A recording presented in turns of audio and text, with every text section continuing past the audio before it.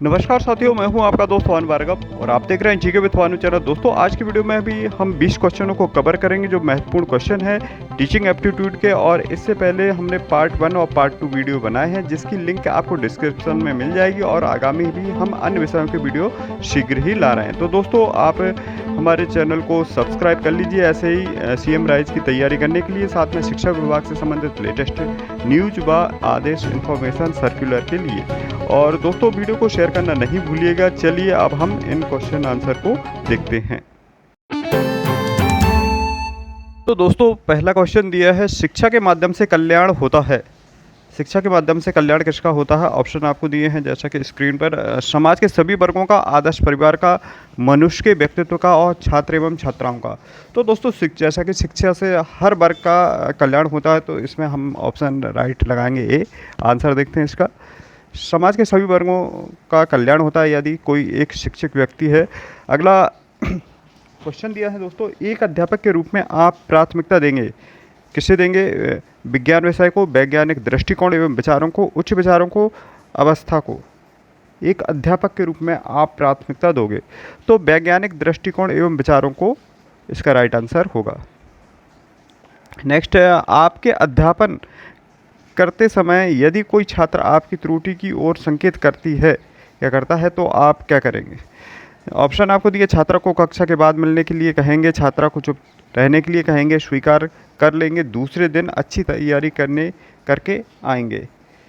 तो इसका right answer है दोस्तों, उस जो चीज़ है भाई गलती है हमारे तो उसे स्वीकार करेंगे।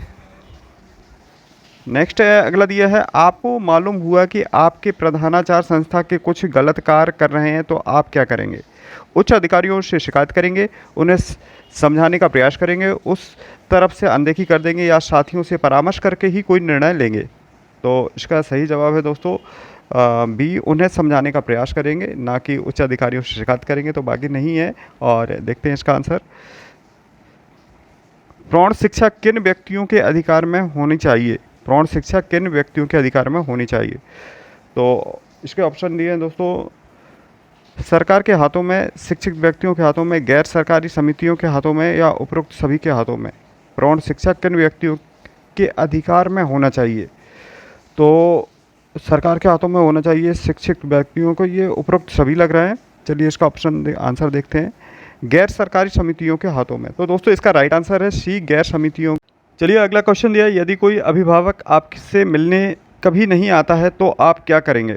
बालक को दंड देना प्रारंभ कर देंगे, बालक पर ध्यान नहीं देंगे, उनमें उससे स्वयं मिलने जाएंगे, अभिभावक को लिखेंगे। तो ये ऑप्शन दिए हैं आपको। इसका राइट आंसर होगा दोस्तों, अभिभावक को लिखेंगे। भाई उसे लिखित सूचना देंगे यदि अभिभावक मिलने नहीं आया। तो इसका आंसर देखते हैं। नेक्स्ट अगला क्वेश्चन दिया, शिक्षकों के बीच संघर्ष का सबसे दूषित परिणाम होता है। शिक्षकों के बीच संघर्ष का सबसे दूषित परिणाम किस पर होता है?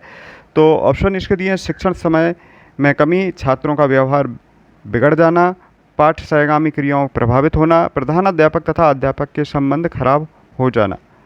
तो 47 का राइट आंसर, छात्रों का व्यवहार बिगड़ जाना। शिक्षकों के बीच संघर्ष का सबसे दूषित परिणाम छात्रों पर ही पड़ता है। नेक्स्ट दिया है, छात्रों के अनुशासन बनाए रखने के लिए एक शिक्षक की कौन सी भूमिका सराहनीय होती है? शिक्षक की अपनी योग्यता, शिक्षक का विचार, शिक्षक का व्यक्तित्व, शिक्षक की कक्षा प्रबंधन की क्षमता। तो इसका राइट आंसर है दोस्तों, शिक्षक की कक्षा की प्रबंधन की क्षमता अच्छी होगी तो वह कक्षा में अनुशासन बनाए रखने में एक सराहनीय भूमिका निभा सकता है। तो इसका राइट आंसर है शिक्षक की कक्षा प्रबंधन की भूमिका। नेक्स्ट अगले सवाल की ओर बढ़ते हैं, किस विद्वान ने यह कहा था कि शिशु का मस्तिष्क कोरिस्लेट होता है? कोरिस्लेट होता है। तो इसके ऑप्शन दिख रहे हैं जैसा कि रूसो, प्लूटो, एडलर और बटलर। तो दोस्तों, इसका सही जवाब है प्लूटो ने यह बात कही थी। नेक्स्ट, किस विद्वान ने सीखने के 5 चरण बताए थे? सीखने के 5 चरण बताए थे। तो फ्रोवेल, हार्वर्ड, प्लूटो और कमीनियन। तो हार्वर्ड ने सीखने के 5 नियम बताए थे और बच्चों की खेल के द्वारा शिक्षा देने, खेल खेल में शिक्षा फ्रोवेल ने दी थी। चलिए इसका आंसर देखते हैं, हार्वर्ड। तो दोस्तों, अगला क्वेश्चन दिया है, अनुशासन भंग करने वाले छात्र को दिया गया दंड ऐसा होना चाहिए कि। भय के कारण कोई छात्र अनुशासन भंग ना करे, वह छात्र हमेशा इसकी याद करके कांप जाए। दंड पाने वाले छात्र अपने को सुधार ले और स्कूल भर में उसकी चर्चा हो। तो इसका सही जवाब है दोस्तों, दंड पाने वाला छात्र अपने को सुधार ले, ऐसा ही दंड होना चाहिए। तो इसका राइट आंसर है सी। अगला क्वेश्चन दिया है, किंडरगार्टन स्कूल सबसे पहले किस देश में विकसित किया गया था? मोस्ट इम्पोर्टेंट क्वेश्चन है और दोस्तों फ्रोवेल ने ये प्रारंभ किया था और फ्रोवेल आप सभी को पता होगा तो ज़रूर, इसका जर्मनी के मनोवैज्ञानिक थे। तो इसका राइट आंसर है सी, जर्मनी। नेक्स्ट, भाषा सीखने का प्रभावी उपाय है। भाषा सीखने का प्रभावी उपाय है और ये अखबार पढ़ना, वार्तालाप करना, पाठ्य पुस्तकें पढ़ना, सहायक पुस्तकें पढ़ना। तो इसका सही जवाब है अखबार पढ़ना। भाषा सीखने का प्रभावी उपाय जो है वो वार्तालाप करना। तो इसका राइट आंसर है दोस्तों डी, वार्तालाप करना ही भाषा सीखने का प्रभावी उपाय है। नेक्स्ट, अगले क्वेश्चन की ओर बढ़ते हैं। छात्रों के चरित्र निर्माण में सबसे अधिक महत्वपूर्ण भूमिका किसकी होती है? छात्रों के चरित्र निर्माण में सबसे महत्वपूर्ण भूमिका किसकी होती है? अध्यापकों के उपदेश की, स्वयं अध्यापकों के आदर्श चरित्र की, महापुरुषों की जीवनी गाथा पढ़ाने की, या धार्मिक शिक्षा की? तो दोस्तों जहाँ देखा गया तो इसमें अच्छे छात्रों के चरित्र निर्माण में सबसे अधिक महत्वपूर्ण भूमिका जो होती है स्वयं अध्यापक के आदर्श चरित्र की होती है। तो इसका राइट आंसर है बी। नेक्स्ट पढ़ते हैं अगले क्वेश्चन की ओर। निम्नलिखित शिक्षण विधियों में कौन सी विधि वास्तविक अनुभवों को प्रदान करती है? तो वास्तविक अनुभवों को जो प्रदान करती है वह भ्रमण विधि, प्रोजेक्ट विधि, भाषण विधि, पाठ्य पुस्तक विधि। तो वास्तविक अनुभव तो दोस्तों जहां हम भ्रमण करेंगे, जैसे ऐतिहासिक स्थल पर भ्रमण करने गए तो वहां का वास्तविक इतिहास जानेंगे, अपनी आंखों से उसे देखेंगे, तो ये और सबसे बेस्ट रहेगी। तो इसका आंसर देखते हैं भ्रमण विधि। अगला क्वेश्चन दिया है दोस्तों 56वां, निःशुल्क और अनिवार्य प्राइमरी शिक्षा लागू होने के फलस्वरूप क्या होता है? तो बालकों में साक्षरता बढ़ती है, ग्रामीण क्षेत्रों में साक्षरता बढ़ती है, देश में साक्षरता बढ़ती है और ये सभी ही सही है। तो इसका राइट आंसर है दोस्तों डी।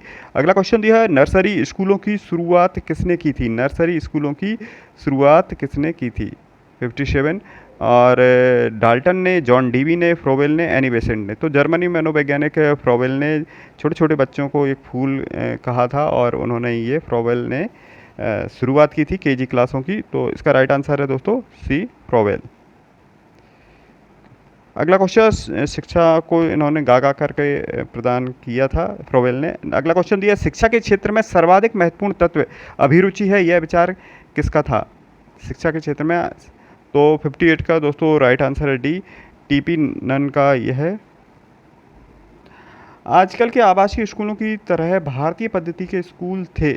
आजकल की आवासीय पद्धति की तरह भारतीय पद्धति के स्कूल थे। तो गुरुकुल, मदरसे, आश्रम, मकतब, तो गुरुकुल ही हुआ करते थे प्राचीन काल में। तो इसका राइट आंसर है सी। अगला क्वेश्चन है, देखते हैं, भारत में स्त्री शिक्षा के एक महान समर्थक कौन थे? वेरी इंपॉर्टेंट क्वेश्चन है दोस्तों और ये बहुत पूछा भी जाता है। भारत में स्त्री शिक्षा के एक महान समर्थक थे तो महात्मा गांधी, रविंद्रनाथ टैगोर, कार्वे और अरविंदो। तो मेरे हिसाब से इसमें जो थे कार्वे थे और इसका आंसर देखते हैं हम।